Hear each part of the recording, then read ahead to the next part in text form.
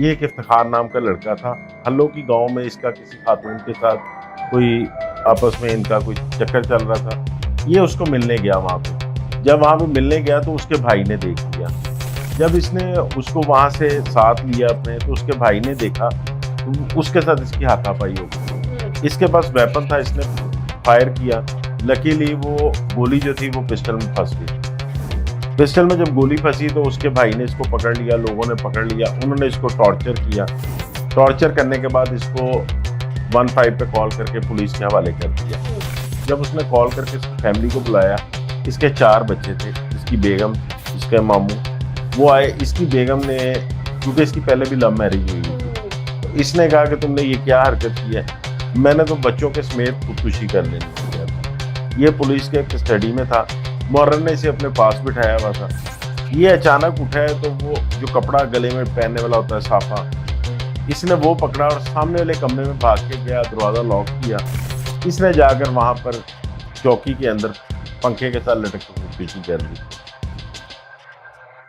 अस्सलाम वालेकुम नाज़रीन, आपकी मेज़बान तैयबा आवान आपकी खिदमत में हाजिर है और आप देख रहे हैं नया दौर टीवी। नाज़रीन, सीसीटी का दौर आया तो क्राइम कहीं हद तक जो है वो कम हो चुके थे, लेकिन अब रिसेंटली फिर अगर देखा जाए तो क्राइम्स बढ़ते जा रहे हैं। खवातीन को हरासा किया जा रहा है, गली में बच्चियों को जो है उनको अकेला देखकर उनके साथ जबरदस्ती की जा रही है, मुबैना तौर पर ज्यादतियां की जा रही हैं। ये वाकयात रोज बरोज बढ़ते जा रहे हैं। अभी रिसेंटली अगर हम बात करें, खातून को हरासा करने के चक्कर में एक लड़के को गिरफ्तार किया जाता है और वो सुसाइड कर लेता है। इसलिए हमारे साथ senior crime reporter Numan Shaikh साहब मौजूद हैं। इनसे बात करती है कि आखिरकार वो वक़्वा कैसे पेश आया। अस्सलाम वालेकुम। वालेकुम अस्सलाम। सर, कैसे हैं आप? अल्हम्दुलिल्लाह। अच्छा नुमान भाई, देखिए, जहाँ सीसीडी की बात की जाए वहां पर जराइम का कई हद तक खात्मा जो हो चुका था, लेकिन रिसेंटली फिर से ये केसेस सामने आने लगे हैं। खवातीन को हरासा किया जा रहा है, उनके साथ मुबैना तौर पर ज्यादती की जा रही है, इस तरह के वाकयात सामने आ रहे हैं। अभी आपने बताया कि एक और लड़का जिसको इस मुकदमे में लेकर जाया जाता है थाने और बाद में वो सुसाइड कर लेता है, ये कैसे पेश आया? तो भाई ये केस बड़ा, एक अभी तक जो है मंजर आम पे नहीं आई इसकी तफ्तीश। ये काना थाने का इंडस्ट्रियल चौकी का वाकया था 4 रोज कबल। वहां पर एक नौजवान ने खुदकुशी कर ली। जब इसकी पुलिस ने तफ्तीश की, डीआईजी ऑपरेशन फैसल कामरान ने उस जो चौकी इंचार्ज था और जितना अमला था उन सबको अरेस्ट कर लिया। इसमें ये चीज़ सामने आई जब तफ्तीश में, ये एक इफ्तिखार नाम का लड़का था। हल्लो की गांव में इसका किसी खातून के साथ कोई आपस में इनका कोई चक्कर चल रहा था। ये उसको मिलने गया वहाँ पे। जब वहाँ पे मिलने गया तो उसके भाई ने देख लिया। इसका प्रोग्राम था कि उस खातून को भगा के ले जाने का। जब इसने उसको वहाँ से साथ लिया अपने, तो उसके भाई ने देखा तो उसके साथ इसकी हाथापाई हो गई। इसके पास वेपन था, इसने फायर किया। लकीली वो गोली जो थी वो पिस्टल में फंस गई। पिस्टल में जब गोली फंसी तो उसके भाई ने इसको पकड़ लिया, लोगों ने पकड़ लिया, उन्होंने इसको टॉर्चर किया।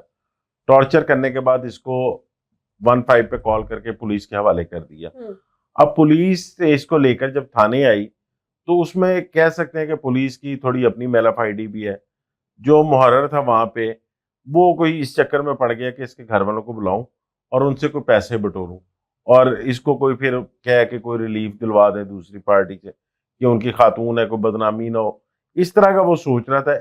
जब उसने कॉल करके इसकी फैमिली को बुलाया, इसके 4 बच्चे थे, इसकी बेगम, इसके मामू, वो आए। इसकी बेगम ने, क्योंकि इसकी पहले भी लव मैरिज हुई थी, तो इसने कहा कि तुमने ये क्या हरकत की है, मैंने तो बच्चों के समेत खुदकुशी कर लेनी है।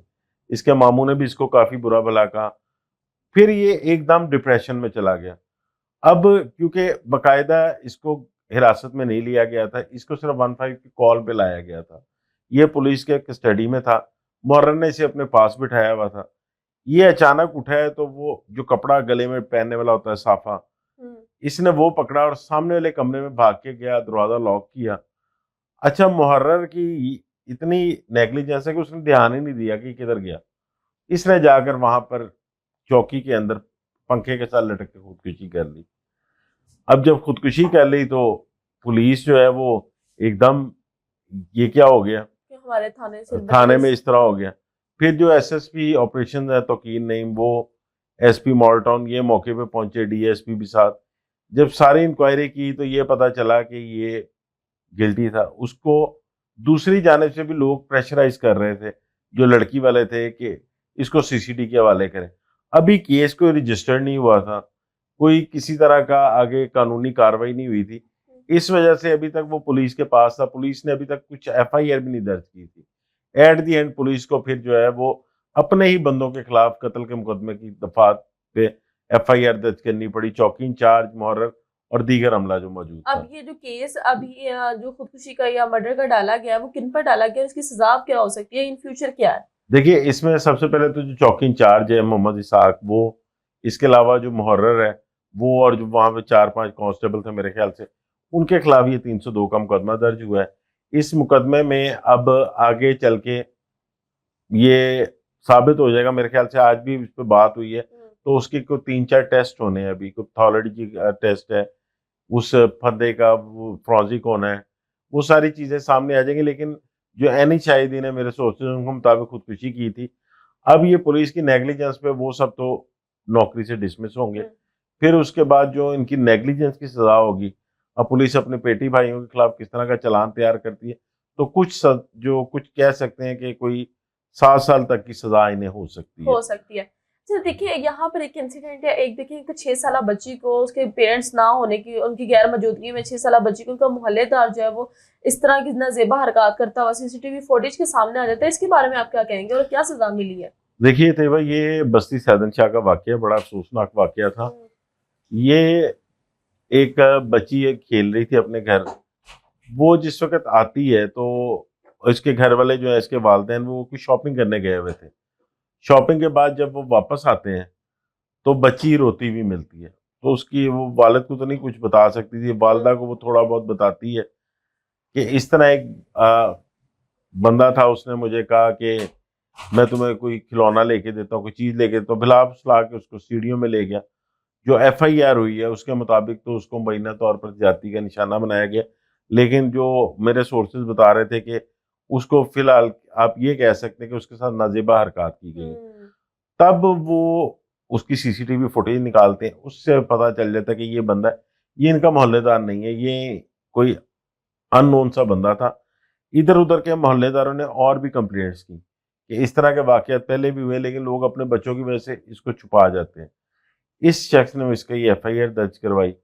अब एफआईआर दर्ज होने के बाद उसकी सारी सीसीटीवी की फुटेजेस हासिल की गई। वो किधर से आया, पुलिस ने इसको ट्रेस कर लिया था, लेकिन अभी गिरफ्तार नहीं किया था। आज इसको सीसीडी जो इकबाल टाउन है, मोहम्मद अली बट डीएसपी, उन्होंने गिरफ्तार किया। तो एक वही सीसीडी की जो कार्रवाई होती है, कहानी वो सामने आई कि मुलजिम ने पिस्टल लगाया हुआ था, और जिस वक्त इसको पुलिस पकड़ने लगी है तो इसने घबरा कर पिस्टल निकाला, गोली चल गई, तो ये जख्मी हो गया। यानी कि उसको सजा मिल चुकी है। देखिए, अब सजा मिल जाना, ये पहले बच्ची के साथ इस तरह दागदारी हो जाना, आपको पता है कि किस तरह का मामला था, तो आपको क्या समझते हैं कि ऐसी क्या वीकनेस आ रही है, क्या वीक पॉइंट आ रहा है जिसमें अभी तक इस तरह के मामलात में जो है अभी कमी नहीं आ सकी? ये जो खवातीन को हरासा करना, बच्चियों को तंग करना, इनके साथ मुबैना तौर पर ज्यादती करना, देखिए तैयबा, कमी तो इसमें जो है वो आई है। सीसीडी के आने के बाद ये जो नया सिलसिला शुरू हुआ, नेफे में पिस्टल चलने वाला, कमी आई है। लेकिन कमी हमें इस वजह से नजर नहीं आ रही कि माजी में ऐसे केसेस होते रहे हैं, बहुत ज्यादा होते रहे, लेकिन रिपोर्ट नहीं होते रहे। जिस तरह कसूर की बच्ची वाला था, वो जैनब का केस बहुत हाईलाइट हुआ, उसका मुलजिम पकड़ा गया, वो कैफरे किरदार तक पहुंच गया, लेकिन अब लोगों को ये पता चलना शुरू हो गया है कि उन्हें सीसीडी की तरफ से कहीं ना कहीं से इंसाफ मिल रहा है। तो अब इस तरह के केसेस रिपोर्ट होना शुरू हो गए, लेकिन इसमें ज्यादातर लोग जो है वो हैप्चुअल हैं, जो इस तरह की हरकतें करते हैं। वो थोड़े बहुत ज़हनी मरीज भी हैं, नफ्सियाती मरीज भी हैं। इसमें सबसे ज़्यादा कसूर जो है वो आप ये भी कह सकते हैं कि पेरेंट्स का, जो कि अपने बच्चों पर नज़र नहीं रखते। बच्चे गली में खेल रहे हैं, उन्हें कोई परवाह नहीं। अब जिस तरह ये वालिदैन थे, ये बच्ची को छोड़ के अगर घर में गए हैं तो बाहर गली में खेल रही है। इसी तरह बच्चे अनजान जो लोग हैं उनके साथ किस तरह फेमिलियर होते हैं, ये घर वालों को नज़र रखनी चाहिए। ख़ास तौर पे जो 8 से 10 साल तक की एज है, 3 से लेकर 10 साल तक की एज, बच्चों को नज़र रखनी चाहिए कि वो किन दोस्तों में जा रहे हैं। अगर गली के बाहर खेल रहे हैं, प्रॉपर उनके सर पे कोई बड़ा होना चाहिए, फिर इस तरह के जो वाकयात हैं उनकी रोकथाम हो सकती है। बहुत शुक्रिया आपका। तो जी, हमारे साथ अनुमान शेख साहब मौजूद थे, हमने देखा है कि इस तरह के मामलों में किस तरह रोकथाम की जा सकती है। आप लोगों के लिए भी बताना जरूरी है कि चाहे बच्चा हो चाहे बच्ची, आप लोग उसको अपने घर में रखें, घर में आप एंटरटेन करें, ना कि बजाय गलियों में। आपको पता है कि ऊपर वाले किराएदार हो या साथ वाले कोई मालिक कान हो या इस तरह के नेबर जो हमारे होते हैं, उनकी भी हमारे बच्चों पर गंदी नजर होती है। इसलिए हमें अपने बच्चों को खुद अपनी आंखों के सामने रखना चाहिए, उन्हें बताना चाहिए कि बैड हैबिट्स क्या है, बैड टच क्या है और हम बैड टच को किस तरह लेके जा सकते हैं। तो प्रोग्राम कैसे लगा लाजमी बताइए। किसी के साथ अपनी मेजबान तैयबा अवान को दें इजाजत। अल्लाह हाफिज।